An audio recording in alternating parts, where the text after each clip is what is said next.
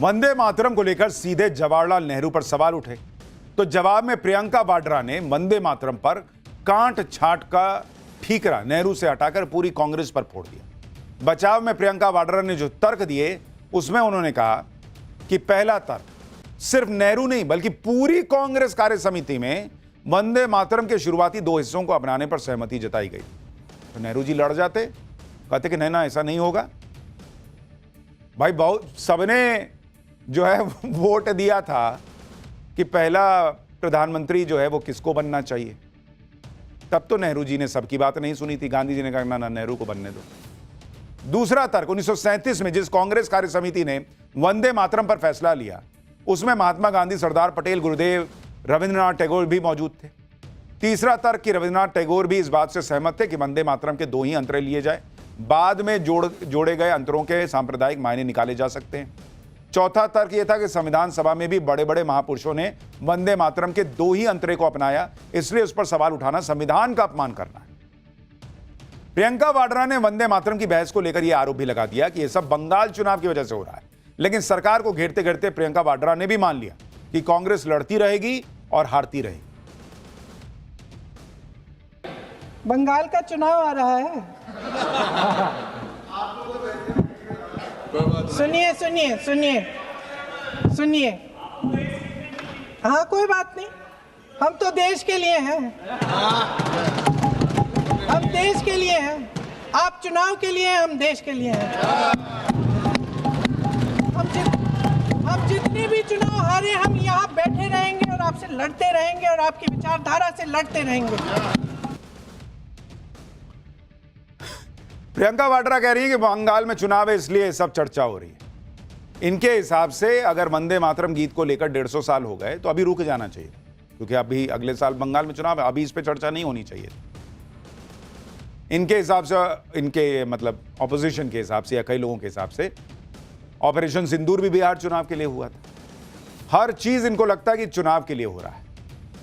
वंदे मातरम को लेकर पीएम मोदी ने जवाहरलाल नेहरू के उस लेटर का भी जिक्र किया जो उन्होंने सुभाष चंद्र बोस को लिखी थी। 20 अक्टूबर 1937 को लिखे इस लेटर में जवाहरलाल नेहरू ने कहा था कि मैंने वंदे मातरम गीत का बैकग्राउंड पढ़ा है और मुझे ऐसा लगता है कि इस गीत का बैकग्राउंड मुसलमानों को इरिटेट कर सकता है।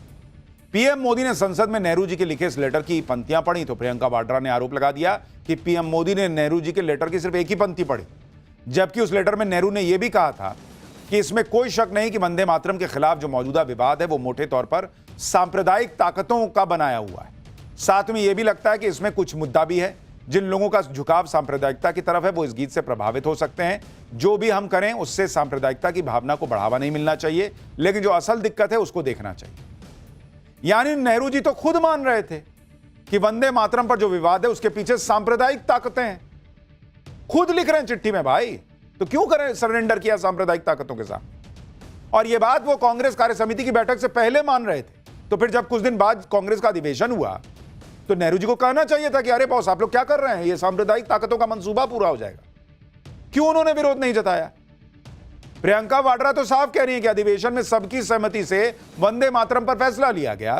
तो अगर नेहरू जी कह रहे थे कि सांप्रदायिक ताकतें जो हैं वो चाहती हैं कि भाई कांट छाट हो जाए वंदे मातरम में और सबने मिलकर यह फैसला ले लिया, इसका मतलब सबने मिलकर सांप्रदायिक ताकतों के सामने सरेंडर कर दिया। और आज नरेंद्र मोदी कह रहे हैं कि काहे सरेंडर किए सांप्रदायिक ताकतों के सामने, तो बुरे हो गए नरेंद्र मोदी।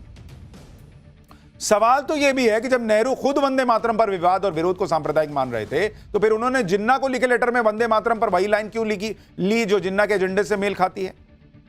6 अप्रैल 1938 को जिन्ना के लेटर का जवाब देते हुए नेहरू ने लिखा कि कांग्रेस वर्किंग कमेटी ने पिछले साल अक्टूबर में ही इस मुद्दे पर एक बयान जारी किया। नेहरू ने लिखा कि यह बात ध्यान रखनी चाहिए कि अभी नेशनल एंथम के तौर पर किसी गीत को आधिकारिक तौर पर नहीं अपनाया गया है। नेहरू ने बताया कि 30 साल से ज्यादा से वंदे मातरम गीत भारतीय राष्ट्रवाद का प्रतीक बन गया है। इसके बाद नेहरू ने लिखा कि वर्किंग कमेटी इस मामले को ध्यान से देख रही है और यह तय किया है कि इस गीत के कुछ हिस्से को हटाया जा सकता है। उनका इस्तेमाल नेशनल प्लेटफॉर्म्स या अलग अलग ओकेजन्स पर नहीं किया जा सकता। वर्किंग कमेटी ने इस गीत के 2 छंद तय किए हैं जिसे राष्ट्रीय गीत के तौर पर इस्तेमाल किया जा सकता है।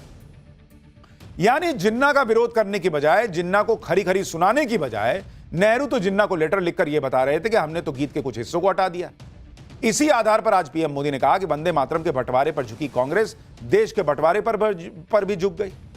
भाई जिन्ना ने तो अलग देश भी ले लिया मुसलमानों के लिए, और यहां अगर 4 लाइन में हिंदू देवी देवताओं का जिक्र हो गया तो वो भी हिंदू को नहीं मिला अलाउड था, क्योंकि इससे सांप्रदायिक ताकतें जो हैं वो नाखुश हो जाएंगी। संसद में आज जब वंदे मातरम पर बहस हुई तो नेता विपक्ष राहुल गांधी और प्रियंका वाड्रा उस वक्त सदन में मौजूद नहीं थे। इसी को लेकर बीजेपी ने कांग्रेस को घेर लिया। बीजेपी सांसद अनुराग ठाकुर ने कहा कि कांग्रेस के पुराने नेता जिन्ना को खुश करने में लगे थे, आज वाले नेता जिन्ना के मुन्ना को खुश करने में लगे। सुनिए। वंदे मातरम करोड़ों भारतवासियों के लिए एनर्जी है तो कुछ लोगों के लिए एलर्जी है। कुछ लोग आज सदन में नजर नहीं आए, जिनके वंशज, जिनके पार्टी के बड़े नेता, जिन्होंने वंदे मातरम को केवल 2 स्टैंजों तक सीमित कर दिया था तुष्टीकरण की राजनीति के लिए, जिन्ना को खुश करने के लिए, आज जिन्ना के मुन्ना को खुश करने में कुछ लोग लगे। आज बहन भाई गायब ही हो गए। राहुल जी, प्रियंका जी सदन में हाजिर ही नहीं थे। प्रियंका वाड्रा तो थी, राहुल गांधी नजर नहीं आए। वंदे मातरम के 150 साल पूरे होने पर मोदी सरकार राष्ट्रगीत का जश्न मना रही, लेकिन कुछ लोगों को इससे भी दिक्कत हो रही, जबकि यह समझने वाली बात है कि जो गीत स्वतंत्रता संग्राम के लिए सबसे बड़ी प्रेरणा बना, उसे सही सम्मान तो ऐसे ही दिया जाना चाहिए, ताकि आज के जिंजी को भी यह पता चले कि कितने संघर्षों से आजादी मिली। और दूसरी तरफ आप कांग्रेस को देखिए, वंदे मातरम के जब 100 साल पूरे हुए थे तो देश में आपातकाल लगा हुआ था। पीएम मोदी ने उसी का जिक्र करते हुए जवाहरलाल नेहरू के साथ साथ इंदिरा गांधी पर भी सवाल उठा दिए। वंदे मातरम के 100 साल हुए तब देश आपातकाल की जंजीरों में जकड़ा हुआ था।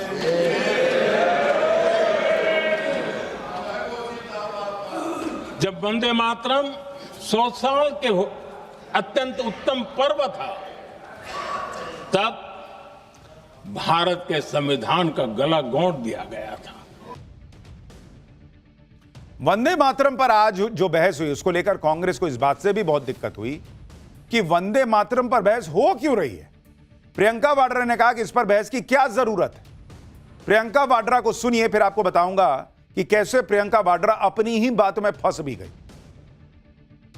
बड़े बड़े शहरों में प्रदूषण है, लेकिन हम इस सदन में बैठकर सिर्फ छोटी छोटी बातें करेंगे। जी, जो अतीत की बातें हैं ना, जो बार बार आप चाहते हैं कि हम पीछे देखें, लेकिन हम आगे भविष्य की बात, वर्तमान की बात, जो असली समस्याएं हैं उनकी बात न करें, ये छोटी बात होती है। आप में हिम्मत है तो भविष्य की बात करिए, हिम्मत है तो बात करिए कि बेरोजगारी क्यों है। कांग्रेस पार्टी जहां खुद फंसती है वहां इनको भविष्य पर बात करनी होती है। प्रियंका वाड्रा के भाई राहुल गांधी जी जब वीर सावरकर के पीछे पड़े हुए थे, वीर सावरकर को डरपोक बताने पे पड़े हुए थे, तो वीर सावरकर क्या भविष्य में थे? वीर सावरकर का चैप्टर इनको जब सूट करता था कि न बोले, जब देखे बैकफायर कर गया, शिवसेना नाराज हो गई, तो अब इनको भविष्य की बात करनी है। ये जिस हिसाब से चाहें उस हिसाब से हिस्ट्री जो है वो खोल सकते हैं। इनका जब मन करे तो जो है वो नाथूराम गोडसे पे बात कर सकते हैं, इनका मूड करेगा तो आरएसएस की भूमिका पे बात कर सकते हैं, इनका मन करेगा तो हिस्ट्री की किताब निकलेगी। दूसरा निकाल रहा है किसी ओकेजन पे निकाल ना, हिस्ट्री क्या, भविष्य की बात करो। प्रियंका वाड्रा माहौल बना रही है ना कि मोदी सरकार बंगाल चुनाव की वजह से वंदे मातरम पर बहस करवा रही, प्रदूषण बेरोजगारी पे बहस नहीं होती। प्रियंका वाड्रा से पूछेगा नहीं, पब्लिक नहीं पूछेगी कि अगर प्रियंका वाड्रा प्रदूषण बेरोजगारी पर बहस चाहती हैं तो फिर सरकार के साथ जो सहमति बनी उसमें सबसे ऊपर एसआईआर का मुद्दा क्यों रखा? तब रखती प्रदूषण सबसे ऊपर। दूसरी बात, अगर प्रियंका वाड्रा को लगता है कि प्रदूषण बेरोजगारी या कोई और मुद्दा वंदे मातरम से ज्यादा इंपॉर्टेंट है, तो फिर कांग्रेस ने शुरू के 2 दिन एसआईआर पर हंगामा क्यों काटा? तब करते प्रदूषण पे चर्चा, क्योंकि एसआईआर आपकी हार से जुड़ा मुद्दा है और आपको माहौल बना के हम एसआईआर से हारे तो आपने संसद चलने नहीं दी। आज जब वंदे मातरम पे चर्चा होने लगी तो इनको याद आया, कह रहे हमको प्रदूषण पे बात करनी है। लोग पूछ रहे हैं कि जब आप संसद में फिलिस्तीन वाला बैग लेकर आती हैं तो भारत की संसद में उसका क्या काम? लाती है ना, आपका मूड किया आपने, आपको लगा तो आपने बैग दिखाया, जिसको जो मुद्दा लग रहा है वो उठा रहा है। वंदे मातरम पर बहस को लेकर मोदी सरकार यह कह रही है कि इस राष्ट्रगीत के गौरव को फिर से स्थापित करना होगा। कांग्रेस कह रही है कि इसका बंगाल चुनाव से कनेक्शन है। अखिलेश यादव क्या कह रहे हैं, जरा एक बार वो भी सुनिए। इसीलिए मैंने कहा राष्ट्रवादी पार्टी राष्ट्र-विवादी पार्टी है और गाने से ज्यादा निभाना जरूरी है। जिस वंदे मातरम ने आजादी के आंदोलन में सबको जोड़ा,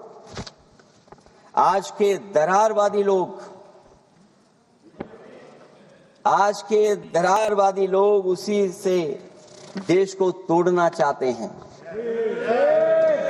ऐसे लोगों ने, सभापति महोदय, ऐसे लोगों ने पहले भी देश के साथ दगा किया और आज भी कर रहे हैं।